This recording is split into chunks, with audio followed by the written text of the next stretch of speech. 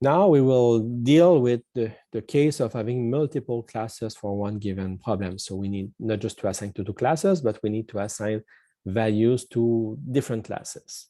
So with K classes, various strategies are possible. We can get into an approach called one versus all, or one versus one. So one versus all means that we have one classifier per class, and we just try with that classifier to distinguish from data from that class, from data from the other classes, the other K-1 classes. While the one versus one is more to say we have models, many models, but each model is trained to distinguish in pairs, like 1 versus 2, 1 versus 3, 3 versus 2, and so on. We have also other approaches like error correction code, which will not be seen this week, but will be seen later on the ensemble approaches. So one against all is really, like I say, it's one discriminating function per class. So we have K classes, we have K function H, so H1, H2 up to HK. And H1, for example, is trained to be able to discriminate between data from class 1 versus data from the other K-1 classes, data from class 2, 3, 4, 5, 6, and so on. And as such, we will get into a model that will has K different function H's for dealing with K classes. When dealing with one against all, we have two main options. We can simply assign the samples to the class where the HI is the maximum. So we are looking at the values of H, not just the sign, but it's really the values. And we say, okay, we will assign X to the class where the HI is maximum. This is what we have here with this kind of argmax. This argmax thing is basically to look at the value of HI and returning the class where HI is maximum.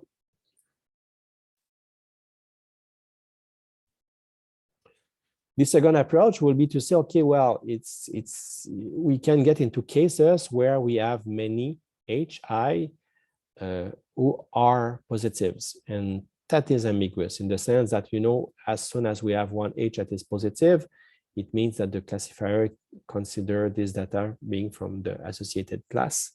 So we can say that, okay, we will assign to a given class only if there is one HI that is positive, and all the others, for all the other HJ except HI as a negative value. So we will assign the sample to the class that is positive, knowing that the other classes, the other discriminants, HI, are negative. Otherwise, when we either get no H positive, so all H's are negative, or we have many HI that are positive for given X, we are in an ambiguous case, and we will make no decision. It's kind of a reject case that we had, reject option that we had before, but here is basically a case of ambiguity. The other usual model that we can use is the one versus one. So in such case, we are building pairs of classes. In fact, we will build all possible pairs, knowing that distinguishing HJ versus HIJ versus HJI is the same with one sign. So we are not looking at these symmetrical cases, but otherwise we are building all pairs. So when we have HIJ here, is the model that try to distinguish from class I to class J. So we will train that model only on the samples from these two classes and try to be able to discriminate these two classes well. And this will lead us to more models than classes. So given that it is symmetric, we are not repeating this. We are not training the two options. We are just training one, usually option, one HIJ. And each discriminator is trained only on the data of that class. So basically, HIJ is trained on samples from class I and class J in the training set. And the training is done such that we want the values to be positive, bigger than 0 for samples coming from class I, negative for samples coming from class J. And this for all the combination of all pairs that we have here, skipping the cases that are symmetrical. And for each classifier, we are ignoring the samples from the other classes, from classes not from CI, not from CJ. And then we will assign the data to a given class if for all, I would say, classifier assigned to that class, I would say if we're looking at class I, we are looking at all Hij, and we're looking at for all options that this data is assigned to that class versus the other class. So let's say that will assign a sample to class 1 only when H12, H13, H14 are positive. They are giving us a signal that this is coming from class 1. We can relax this. It's like the second option we had before, where we will make a sum of all Hij, and this will boils down to our Hi. So this one is more relaxed, maybe less accurate because we still need to figure out whether or not the magnitude of H is meaningful or not for our case.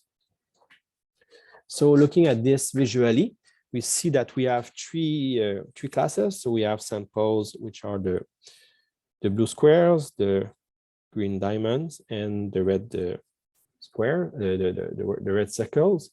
So what we have here is that this is the class 1, and so we have our linear separator here, which is H1, which states that on that side we are assigning to the blue squares, and on the other side this is from another class.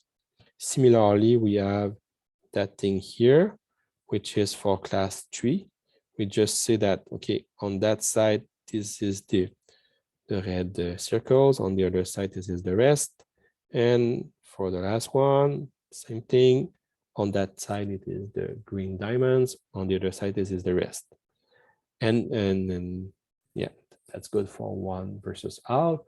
While 1 versus 1, we have also 3 hyperplanes, but these are looking more with pairs, like this one is distinguishing 1 versus 3. So this is 1 versus 3, and we try to be good at it. Here we have the case of 2 versus 3. And here we have a case of 1 versus 2, ignoring the other class. So this somehow show us how it goes. The point is here is that there are some ambiguities, like here, even here, there could be some ambiguities. Likewise, here we can get into some cases that are difficult. At least the middle one is difficult, but I would say that yeah, in some, well, it's difficult to see that here. Like say that we were looking at 1. So with 1, we need to be here and we need to be there. So, all this region is the region of 1 usually. So that's fine. Elsewhere it can be something else. And I think that for like 2, we need to look at this one and that one. So all this is the region of 2. And for 3, it's basically that one versus that one. So all this is the region of 3. So I think, yeah, there is not much ambiguity except for that region here. While that other one versus all, when we are in that region here, it is ambiguous because it can be either 2. No, sorry, not 2. It can be either, it is correct. No, it is not correct because we are in a region of 2. So we are in the region of 2 here. So we are assigned to the 2, but also assigned to the 3. So we are in a case where we cannot decide between 2 and 3 as classes because we are on the right side from these two hyperplanes. So this is ambiguous, this is ambiguous, this is ambiguous, and this one is ambiguous also.